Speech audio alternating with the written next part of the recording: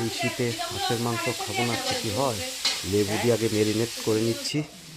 এর মধ্যে লবণ দিয়ে দিলাম, আপনারা দেখতে পাচ্ছেন, প্রথমে লেবু তারপরে লবণ দিলাম, তারপরে মাংসটাকে ভালো করে মাখিয়ে নিচ্ছি।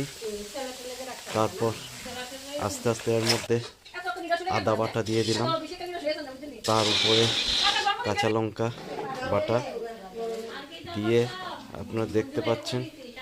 তারপর কড়াইতে তেল দিয়ে আলুটা আস্তে আস্তে করে ফ্রাই করছি।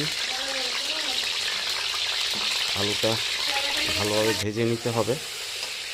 তারপর তেলের মধ্যে পেঁয়াজ দিয়ে পেঁয়াজটা ভালো করে ভাজবো। তারপর মাংসটা দিয়ে দিলাম।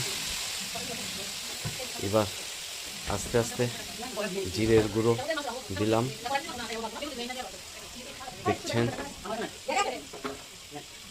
তারপর এটার মধ্যে হলুদের গুঁড়ো দিয়ে দিলাম। এবার এর মধ্যে জিরের গুঁড়োটাও দিলাম পরিমাণ মতো।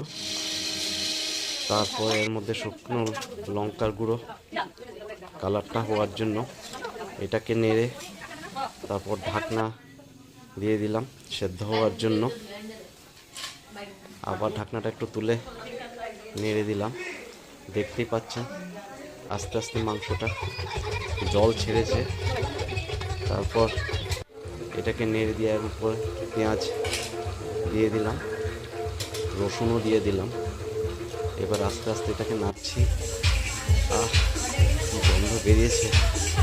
সত্যি শীতের দিনে হাঁসের মাংস না খেলেই নয়। দেখুন কি সুন্দর মাংসটা হয়ে এলো। বলুন কেমন হয়েছে খেতে? আমার তো দারুণ।